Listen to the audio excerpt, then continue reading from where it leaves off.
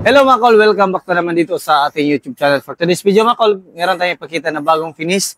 DE64W top of the line, 4x2 double power slide, K6A engine, 660cc turbo. So ito yung finish natin. Ito yung tinatawag natin na Smiley Edition. So yung kulay ng ating unit is color beige, fully tinted, high roof. Then makita natin, ito yung Smiley grills natin. Naglagay tayo ng steel bumper dito sa harap, original fog lamp, 3-layer headlights, ito yung high beam, low beam, signal light at saka park light. Dito naman sa gilid mga kol, naglagay tayo ng fender, nagkabit tayo ng 13 inches na brand new mags and brand new tire. Lifted ng 2 inches kasi gusto ng customer na medyo mataas kunti compare sa stock na height. Makita naman natin dito mga kol, yung side mirror na stock is nilagyan natin ng chrome side mirror with lights. Dito naman, naglagay tayo ng stainless dito. Kompleto tayo sa rain visor. Nilagyan natin ng black dito para magmukhang buong salamin pag fitting na natin sa malayuan. Dito naman sa itaas, naglagay tayo ng top load carrier na gutter type. Ang ginawa natin mga kol is ni-registered natin yan sa LTO para iwas huli. Makita naman natin dito, power slide, double, meron siyang auto step. Yan. Then dito, fender, 13 inches na brand new mags, then lifted ng 2 inches. Dito naman sa pinakalikuran mga kol, ito yung tail light na original ng ating mga Smiley Edition. Crystal clear siya, pero magkasya lang din yung mga color red na tail light. Makita natin, backdoor glass original. Sa mga DE64W, ganito yung mga backdoor glass natin. Dito naman si taas is meron siyang original na spoiler. Dito naman naglagay tayo ng stepboard. Naglagay tayo ng plate holder para hindi mabihin yung plaka natin. Tapos, naglagay tayo ng dalawang camera, yung isa dashcam, yung isa sa ating stereo. Dito naman sa pinakalikuran natin mga kol, makita natin naka-brand new matting, plastic cover, left and right.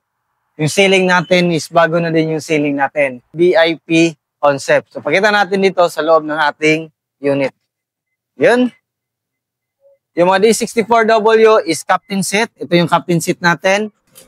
So, yung kaganahan nito, mga kol, sa D64W is pwede natin yung move atras, then ma-move forward natin yung upuan natin. At the same time, yung ating armrest is pwede natin i-unfold. Yan. So, napakalawak siya. Yan, power slide din yung ating right side. Tapos, ang kaganahan nito, mga kol, is foldable. Kung kailangan nyo na sasakyan na mas malaki yung space, multi-purpose, is ito yung the best para sa akin. Ayan. Ito natin. Lipat natin yung camera sa kabila. Ayan. So, yan yung space na magagawa sa ating DE64W pag pinold natin yung ating upuan dito sa gitna. Yan yung space pag nakahiga tayo.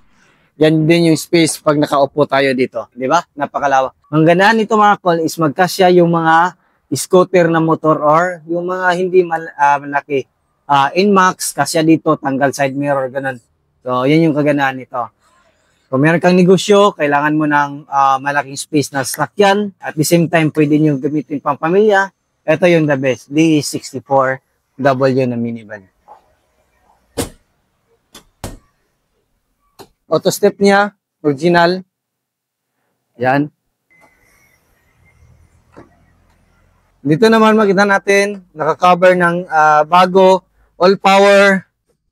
Tapos ito is power steering.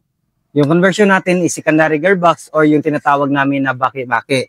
So hindi natin ginalaw yung original na racket sa ilalim. Ang ginawa lang natin is nagdagdag tayo ng dalawang secondary gearbox para may lipat natin from right hand drive to left hand drive yung ating manibela. Kung tinignan nyo, yung dashboard natin is back to original yung kulay natin.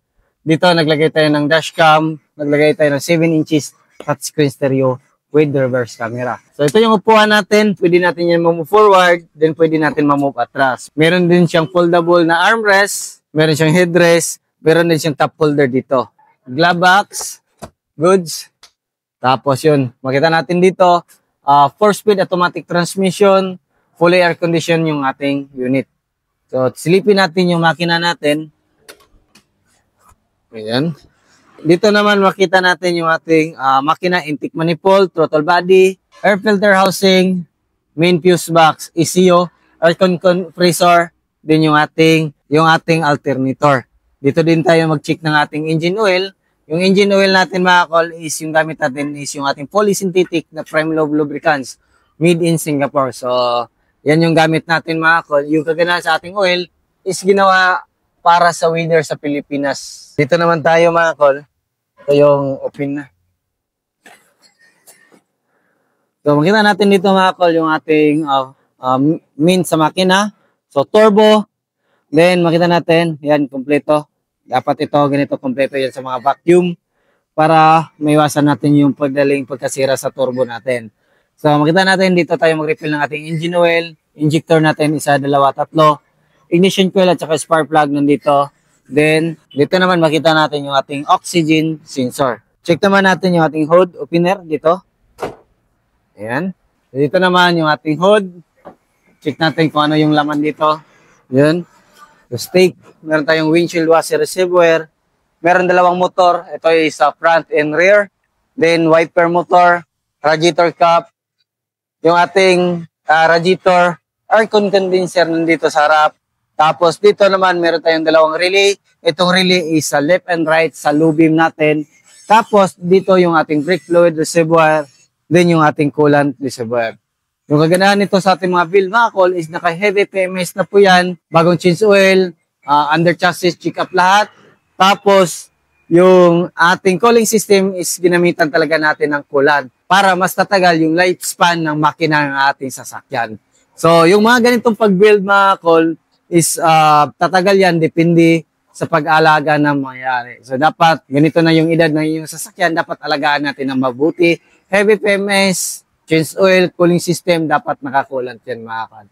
So, yan yung setup natin. So, yung presyo nito is umabot siya ng 368,000 all-in. Yung basic finish nito is nasa 315 to 320 lang.